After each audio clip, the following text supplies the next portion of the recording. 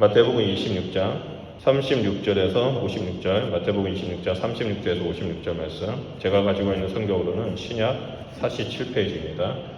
제가 36절, 여러분 37절 우리 서로 교도하도록 하겠습니다.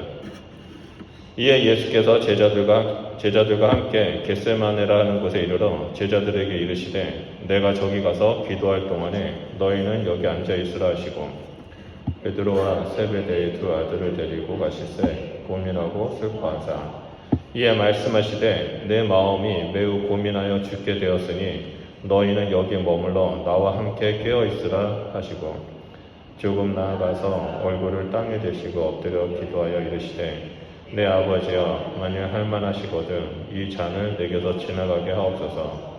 그러나 나의 원대로 마시옵고 아버지의 원대로 하옵소서 하시고 제자들에게 오사 그 자는 것을 보시고 베드로에게 말씀하시되 너희가 나와 함께 한 시간도 이렇게 깨어 있을 수 없더냐.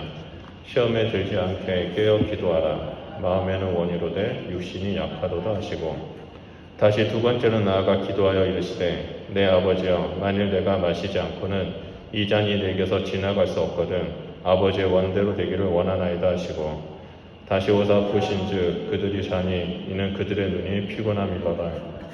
또 그들을 드시고 나아가 세 번째 같은 말씀으로 기도하신 후 이에 제자들에게 오사 이르시되 이제는 자고 쉬라. 보라 때가 가까이 왔으니 인자가 죄인의 손에 팔리느니라. 일어나라 함께 가자. 보라 나를 파는 자가 가까이 왔느니라. 말씀하실 때 12 중에 하나인 유다가 왔는데 대제사장들과 백성의 장로들에게 파송된 큰 무리가 칼과 뭉치를 가지고 그와 함께하였더라. 예수를 파는 자가 그들에게 군호를 짜 이르되 내가 입맞추는 자가 그이니 그를 잡으라 한지라. 곧 예수께 나와 라비여 안녕하시옵나이까 하고 입을 맞추니 예수께서 이르시되 친구여 내가 무엇을 하려고 왔는지 행하라 하신대 이에 그들이 나와 예수께 손을 대어 잡는지라. 예수와 함께 있던 자 중에 하나가 손을 펴 칼을 빼어 대제사장의 종을 쳐 그 귀를 떨어뜨리니 이에 예수께서 이르시되 내 칼을 도로 칼집에 꽂으라. 칼을 가지는 자는 다 칼로 망하느니라. 너는 내가 내 아버지께 구하여 지금 12군단 더 되는 천사를 보내시게 할 수 없는 줄 아느냐. 내가 만일 그렇게 하며 이런 일이 있으리라 한 성경이 어떻게 이루어지겠느냐 하시더라. 그때 예수께서 우리에게 말씀하시되 너희가 강도를 잡는 것 같이 칼과 뭉치를 가지고 나를 잡으러 나왔느냐. 내가 날마다 성전에 앉아 가르쳤으되 너희가 나를 잡지 아니하였도다. 다 같이 읽겠습니다. 그러나 이렇게 된 것은 다 선지자들의 글을 이루려 함이니라 하시더라. 이에 제자들이 다 예수를 버리고 도망하니라. 아멘. 네, 오늘 본문 말씀은 보라 때가 가까이 왔으니라는 주제로 말씀을 나누려고 합니다. 방금 우리가 읽었던 본문 말씀은요 크게 두 가지 사건으로 나누어져 있죠. 첫 번째 사건은 겟세마네에서 예수님이 기도하는 장면이 기록되어 있고요. 두 번째 사건은 드디어 그 유대 종교 지도자들에게 잡히는 장면이 이 내용들이 기록되어 있습니다. 제가 일주일 내내 이 말씀을 묵상하면서 주일 설교를 준비하는데 꽤 어려움을 느꼈습니다. 왜냐하면 본문에 나오는 이 두 가지 내용이 각각의 내용, 그러니까 겟세마네 기도와 예수님이 잡히시는 내용마다 각각의 주제들로 설교 말씀들이 계속 있고 묵상하면 묵상할수록 이 각각의 내용에 여러 가지 주제 내용들이 나오니까 너무나 좀 이걸 어떻게 하나로 합쳐서 하나님 앞에 묵상하고 하나로 합쳐서 설교를 준비해야 할까라고 좀 고민을 많이 했던 것 같습니다. 그래서 그렇게 고민하면서 이제 아침에 일어나서 새벽에 일어나서 기도하는데 문득 이 말씀을 이게 구분된 사건으로 보는 것이 아니라 하나의 시간의 흐름대로 말씀을 쫓아가고 준비해야 되겠다라는 생각이 들었습니다. 그래서 이 시간의 흐름이라는 관점으로 오늘 두 가지의 사건을 봤더니 이것은 두 가지의 사건이 아니라 시간의 흐름에 따라 하나의 내용으로 다가오기 시작했습니다. 그래서 이 하나의 내용으로 다가왔던 말씀은 오늘 이 시간에 좀 나누려고 합니다. 오늘 본문 말씀의 배경은요, 예수님께서 십자가에 죽기 바로 전날 마지막 순간에 일어난 사건들입니다. 그래서 여기서 여러분들에게 한 가지 질문을 하고 좀 넘어가려고 하는데요.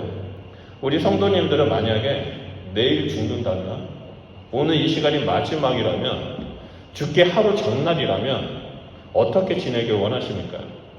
우리가 내일 아치면 곧 죽게 됩니다. 그럼 오늘 이 밤 여러분들은 어떻게 이 밤을 보내길 원하십니까? 사랑하는 가족들과 함께 보내길 원하십니까? 아니면 평소 못하던 일을 하고 하루를 마무리하시겠습니까? 아니면 그 유명한 격언처럼 뭐 내일 지구가 망한다 할지라도 사과나무 심겠다라는 그런 격언이 생각나서 뭐 식물을 심고 그러면서 하루를 보내겠습니까? 오늘 이 내용은요, 예수님께서 몇 시간 뒤면은 십자가에 매달려 죽기 바로 전에 일어났던 그 사건이 바로 오늘의 내용입니다. 철저하게 하나님의 뜻에 따라서 순종했던 예수님께서 20시간도 남지 않은 이 마지막 순간에 겟세마네 동산에 올라가셔서 두 가지의 일을 행하십니다. 그 두 가지 일은 뭐냐면 하나님 앞에 나아가서 기도하는 것이고, 그리고 스스로 종교 지도자들에게 체포를 당하시는 겁니다. 이 두 가지의 일을 통해서 본문 말씀에서 이 마지막 순간, 예수님의 마지막 순간을 좀 살펴보면서 예수님께서 과연 이 마지막 순간에 우리에게 어떤 말씀을 하길 원하시는지, 우리가 이 땅에 어떻게 살아가길 원하시는지, 이 마지막 때에 다시 오실 예수님을 기다리면서 살아가는 성도의 삶이 무엇인지를 좀 살펴보려고 합니다. 그 첫 번째가 바로 기도로 무장하는 겁니다. 36절을 보면 이런 말씀이 있죠. 예수님은 제자들과 함께 겟세마네에 도착하여 제자들에게 저기 가서 기도할 동안 너희는 여기에 앉아있으라 라고 말씀하십니다. 그리고 37절에 제자들을 대표하는 3명의 제자 베드로와 야고보와 요한을 따로 데리고 기도하러 가시죠. 이때 예수님의 마음은 고민과 슬픔이 가득했다라고 되는 증거입니다. 그리고 38절에 예수님은 제자들에게 내 마음이 매우 고민하여 죽게 되었으니 너희는 여기 머물러 나와 함께 깨어 있으라 라고 말씀하십니다. 예수님이 여기서 나와 함께 머물러 깨어 있어라 라는 이 말씀의 의미는요, 41절에 나옵니다. 시험에 들지 않게 깨어 기도하라 라는 말씀이죠. 이제 몇 시간 뒤면 예수님은 십자가의 길을 걸어가게 됩니다. 그 고통과 그 아픔을 인간이 느끼게 될 최고의 고통을 겪으면서 우리의 죄를 짊어지고 십자가에 매달려 죽게 됩니다. 그럼 예수님께서 제자들에게 유언처럼 남기는 명령 중에 하나가 뭐냐면 시험에 들지 않게 기도하라는 거죠. 시험에 들지 않도록 너희는 기도로 무장해라 라고 예수님은 말씀하고 있습니다. 그런데 이 동일한 시간대에 겟세마네가 아닌 다른 곳에서 종교 지도자들은요, 대제사장들과 백성의 장로들에게 파송된 그 큰 무리들에게 기도로 무장시키는 것이 아니라 칼과 뭉치로 무장시키고 있습니다.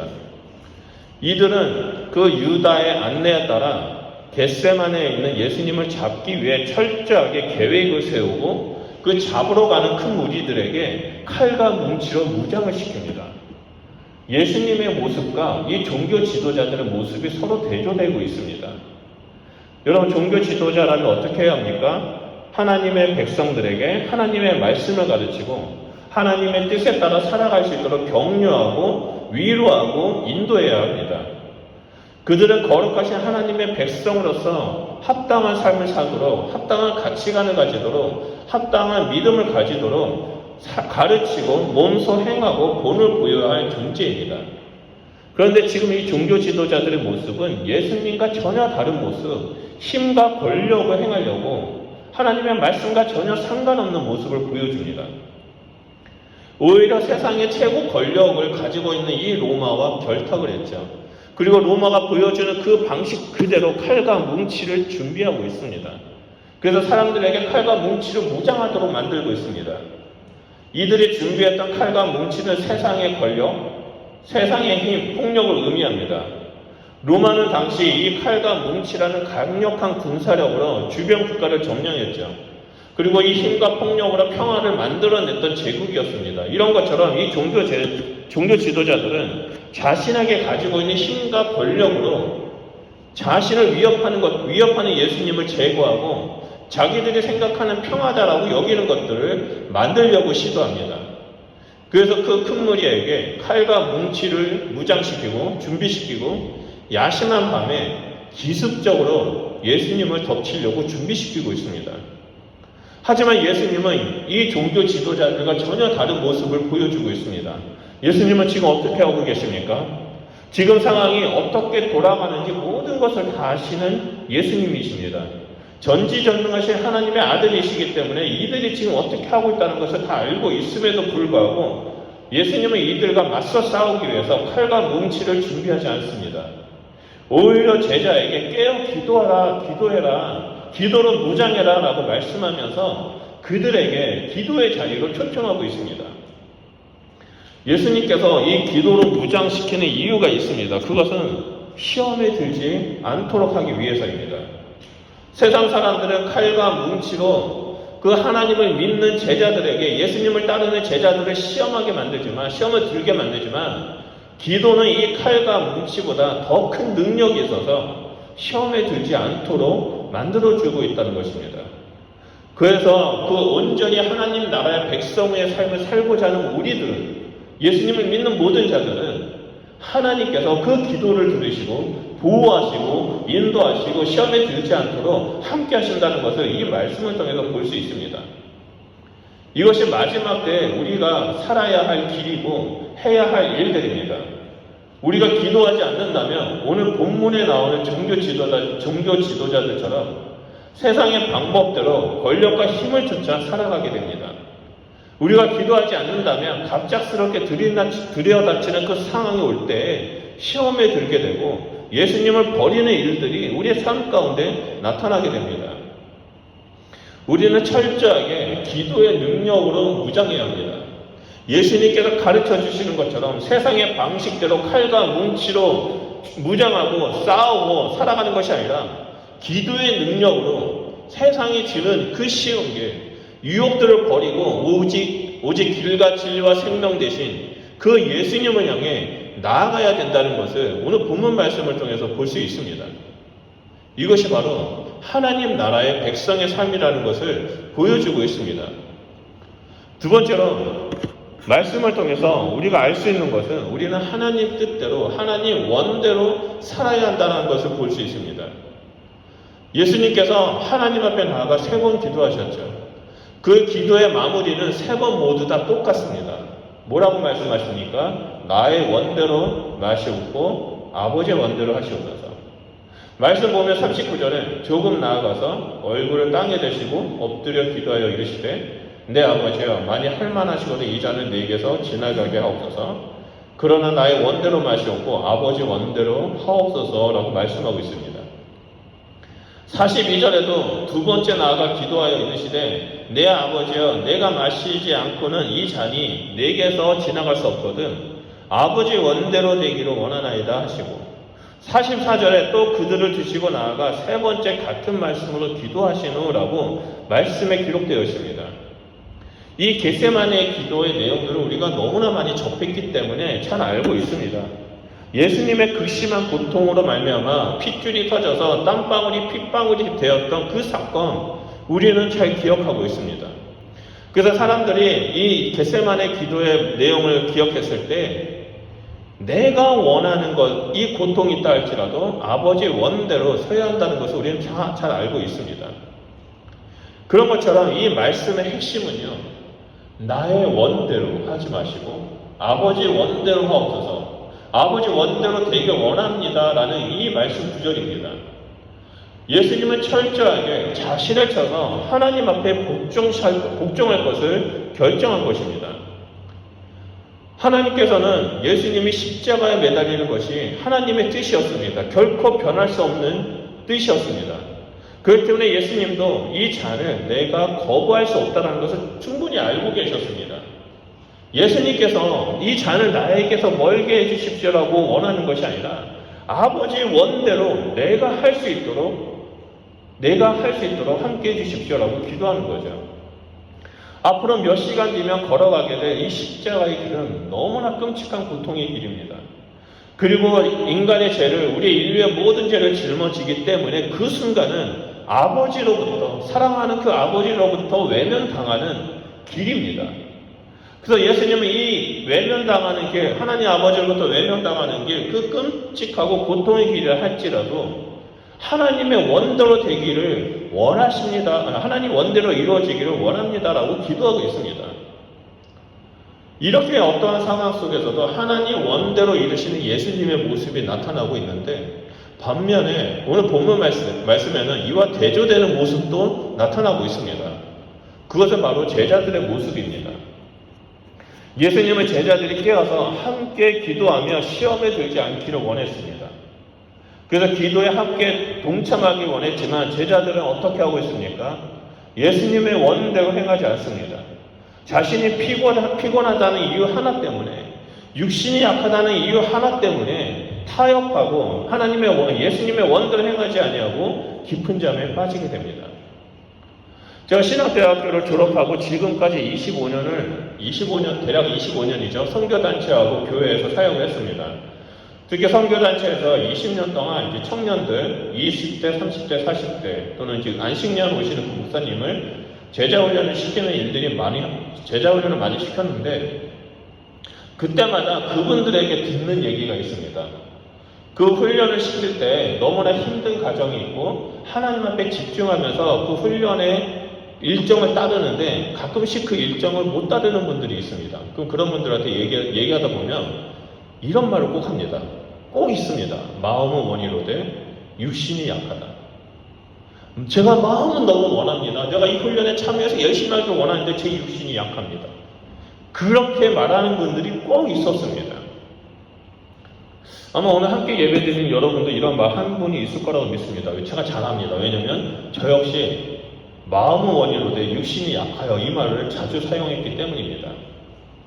근데 어느 날 제가 말씀을 묵상하면서 하나님 앞에 기도하면서 나아가는데, 제가 마음은 원이로되 육신이 약하여라고 했던 이 말들이 제 안에 핑계가 되었고, 제 안에 저를 합리화시키는데 이 말씀을 이용하고 있다는 것을 느끼게 되었습니다.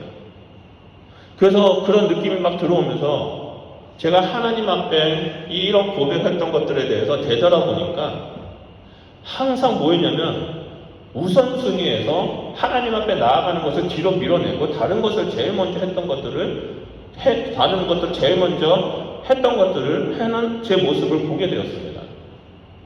충분히 시간을 되돌아보면 충분히 제가 할 수 있었음에도 불구하고 다른 것에 신경을 쓰다 보니까 하나님 앞에 나아가는 시간들을 타협을 하고 다른 일을 하고 뒤로 밀어내는 그런 제 모습을 보면서 하나님 앞에 얼마나 회개했는지 모릅니다.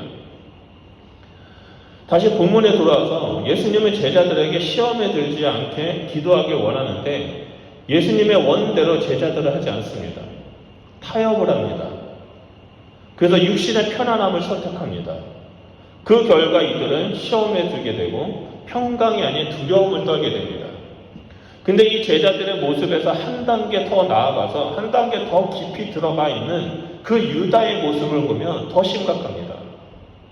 유다는 어떤 사람입니까? 가장 가까이에서 예수님과 함께 생활하고 예수님의 말씀을 가장 옆에서 듣고 예수님을 만지고 예수님과 함께 걷고 최측근에서 기적을 체험했던 제자입니다.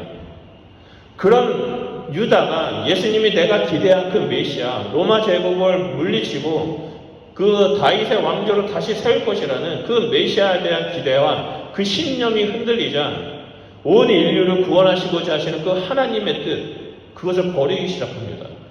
그리고 자기의 원대로 행하기 시작합니다. 자신이 원하는 대로 그 은 30냥에 예수님을 팔죠. 그리고 칼과 뭉치를 든 큰 무리와 함께 예수님을 대적합니다. 겉으로는 예수님을 존경하는 척 입맞춤을 하지만 그 안에는 자기가 원하는 목적을 이루기 위해서 가식적인 모습으로 예수님 앞에 나아갑니다. 이런 모습들은요, 독사의 자식이라고 일컬어졌던 그 종교 지도자들의 모습입니다. 우리가 이 말씀을 통해서 깨달아야 하는 것은 마지막 때를 살아가는 성도로서 이러한 모습을 우리가 좀 경계해야 한다는 겁니다. 내가 원하는 것을 얻기 위해 예수님을 이용하는 이 악한 모습들을 우리는 버려야만 합니다. 내가 원하는 것을 얻기 위해 세상과 타협하고 하나님께서 원하는 일들을 뒤로 미뤄서는 안 된다는 거죠. 우리가 살아가면서 가장 중요하게 여기는 것은 기도로 무장할 뿐만 아니라 하나님의 뜻이 무엇인지, 하나님이 원하시는 것이 무엇인지 우리가 깨닫고 순종하며 나아가야 한다는 겁니다. 이것이 바로 시험을 들지 않게 깨어있는 자의 모습입니다.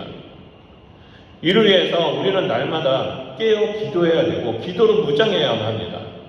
기도는 우리의 가장 강력한 무기이고 마지막 때 걸어가신 하나님의 백성으로 살아갈 수 있도록 이끌어주는 원동력입니다.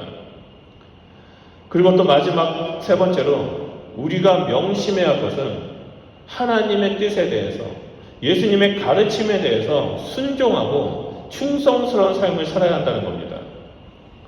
예수님께서 기도를 마치고 내려와서 때가 다 되었습니다. 그래서 제자들에게 46절에 일어나라 함께 가자 보라 나를 파는 자가 가까이 왔느니라 라고 말씀하고 있습니다. 그때 유다가 다가와서 예수님께 입을 맞추죠. 군호를 짜서 포위하던 무리들이 예수님께 손을 대어 잡습니다. 그래서 군호를 짠다는 것은 예수님을 이제 이렇게 군사 전략적으로 포위하는 거죠. 다른 사방으로 도망치지 못하도록 이렇게 몰아서 잡기 위해서 군호를 짜는 겁니다. 그래서 제자 중 하나가 베드로죠. 칼을 뽑아서 대제사장의 종의 귀를 쳐서 귀를 떨쳐냅니다. 이 모든 과정을 지켜보신 예수님께서 52절과 54절에 내 칼을 도로 칼집에 꽂으라. 칼을 가지는 자는 각 칼로 망한다라고 말씀하십니다. 그러면서 너는 내가 내 아버지께 구하여 지금 12군단 더 되는 천사를 보내시게 할 수 없는 줄 아느냐. 내가 만약 그렇게 하면 이런 일이 있으리라 한 성경이 어떻게 이루어지겠느냐라고 말씀하십니다. 이 말씀을 보면 예수님은 이 모든 상황을 말 한마디로 제압할 수 있다는 것을 볼 수 있습니다. 그것도 12군단이 되는 천사를 보낼 수 있게 할 수 있다라고 말씀하십니다. 여러분들 여기서 군단은요, 고대 로마의 군대의 기본이 되는 단위입니다. 그래서 로마가 처음 건국되었을 때 1000명의 군인을 한 군단으로 묶어서 세 군단으로 로마를 처음 건국했습니다. 그러니까 3000명의 군인이죠. 그리고 로마가 전 지역을 하나씩 점령해 가고 제국이 되었을 때는요, 이 군단의 규모도 커집니다. 그래서 한 군단에는 적게는 4000명, 많게는 이 한 군단에 6000명의 군인이 형성되어 있었다고 합니다. 예수님께서 그런 군단을 12군단보다 더 많은 천사를 보내시게 할 수 있다고 말씀하십니다. 그래서 한 군단에 5,000명이라고 치면 곱하기 12 하면은 6만 명이니까 그것보다 더 많은 천사를 보낼 수 있다고 말씀하시죠. 한마디로 어마어마한 수의 천사를 부를 수 있는 능력이 있다고 말씀하십니다. 예수님의 말 한마디면 능히 이들을 제압할 수 있었지만 예수님은 그렇게 하지 않았습니다. 그 이유는 하나님의 뜻을 예수님이 알고 있기 때문입니다. 하나님께서는 그때 예수님이 잡히는 것을 원하셨습니다. 하나님께서는 그때 예수님이 조롱받고 사형을 선고받는 것을 원하셨고, 하나님은 그때 예수님이 십자가의 길을 걸어가고 채찍을 맞고 십자가에 매달리는 것을 원하셨습니다. 하나님께서 원하시는 그 이유는 단 하나이죠. 우리를 구원하시기 위해서, 우리와 함께 하시기 위해서, 우리와 영원히 살기 위해서, 우리를 너무 사랑해서 하나님이 그 뜻을 이루고자 예수님을 이곳에 이 땅에 보내주셨다는 겁니다. 그래서 예수님은요, 스스로 잡히기를 결정하십니다. 스스로 그 고난과 죽음의 길을 걸어갈 것을 선택하십니다. 예수님께서 이 길을 걸어가시고자 하시는 이유 단 하나입니다. 하나님의 뜻을 알고 그 뜻에 철저하게 순종하기 위해서입니다. 우리를 구원하시고자 하는 이 하나님의 뜻에 철저하게 순종하시는 예수님께서 제자들에게 명령하십니다. 52절을 보면 너가 들고 있는 칼을 도로 칼집에 꽂으라라고 명령하십니다. 칼을 칼집에 넣지 않는 자는 다 칼로 망하게 될 것이다 라고 강력하게 말씀하십니다. 지금 이 말씀 속에서 칼을 들고 있는 사람은 누굽니까? 바로 사랑하는 제자 베드로입니다.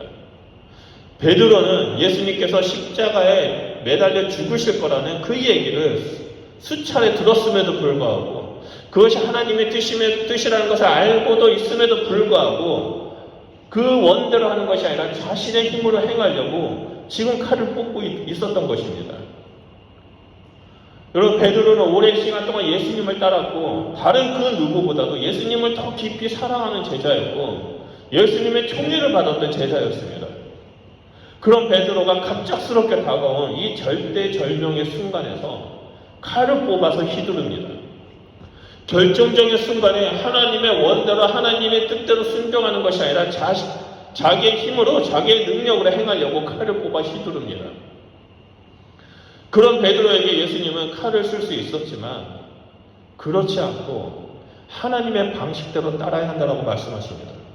제자들은 이 품에 숨겨진 칼을 뽑아서 공격적으로 반응하려고 했지만 예수님은 그것을 막기 시작합니다. 네가 칼을 들고 행할 때 그 칼이 너를 망하게 할 것이다 라고 말씀해 주신 거죠. 그러면서 그 칼을 도로 칼집에 꽂아 넣으라라고 말씀하십니다.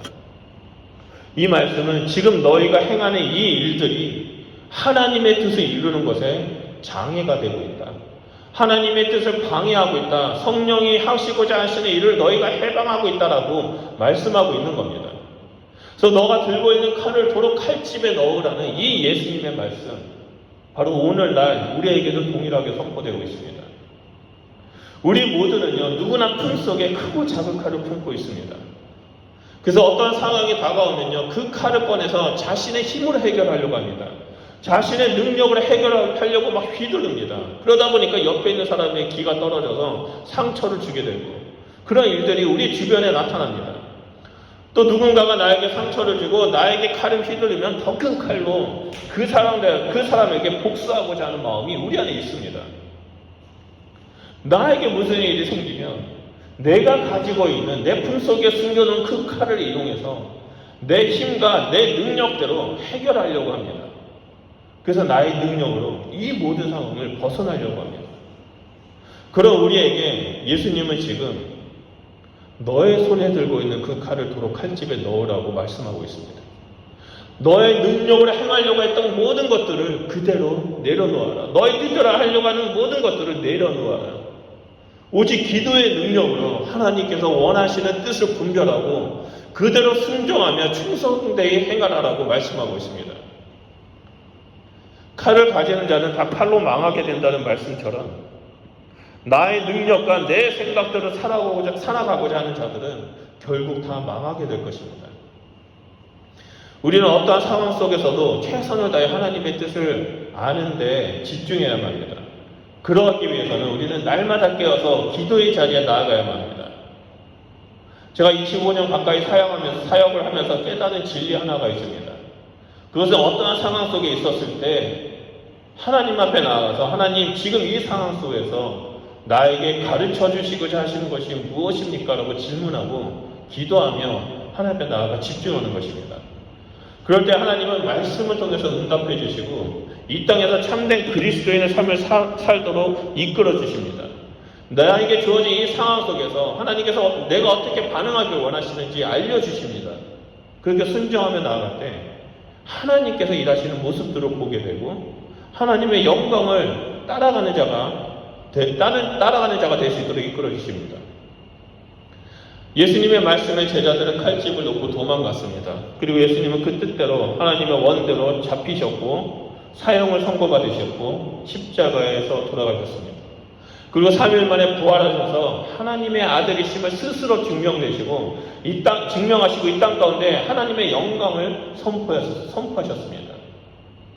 이렇게 칼집으로 행하는 것이 아니라 칼로 행하는 것이 아니라 칼을 칼집에 놓고 하나님의 뜻대로 살아가는 자들은 이 예수 그리스도의 영광, 그 부활의 영광을 바라보게 되고 참여하게 됩니다.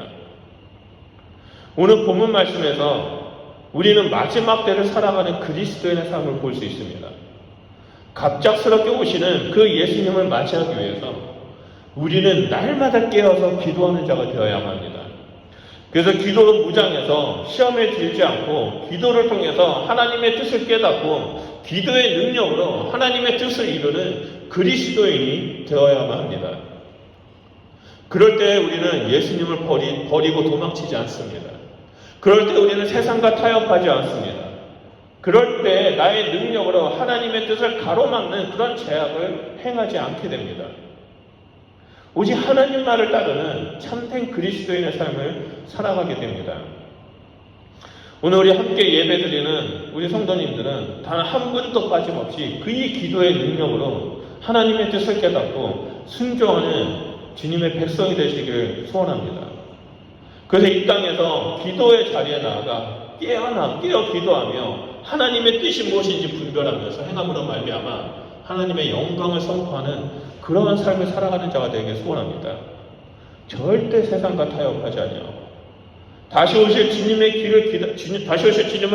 맞이하는 그 영광의 자리에 들어가는 주님의 백성이 되시길 우리 주 예수 그리스도의 이름으로 축원드립니다. 우리 말씀을 기억하면서 기도하도록 하겠습니다. 하나님, 마지막 때에 내가 칼을 휘두르는 자가 되는 것을 원치 않습니다. 하나님, 마지막 때에 나의 힘과 나의 능력으로 살기를 원치 않습니다. 매 순간마다 하나님의 뜻을 분별할 수 있는 그런 능력을 나에게 허락하여 주십시오. 내가 날마다 깨어서 하나님 앞에 기도하며 나아가겠습니다. 하나님, 기도의 능력으로 저를 붙잡아 주시고 저의 기도를 들으셔서 하나님의 뜻을 깨닫는 자가 되게 하시고 하나님의 뜻대로 그 믿음의 길을 걸어가는 자가 되게 해주십시오. 하나님을 오해하고 하나님의 뜻대로 사는 것이 아니라 내가 내 마음대로 내 능력대로 내가 원하는 대로 칼을 휘두르는 것이 아니라 하나님의 말씀대로 순종하는 주의 백성이 되길 소원합니다.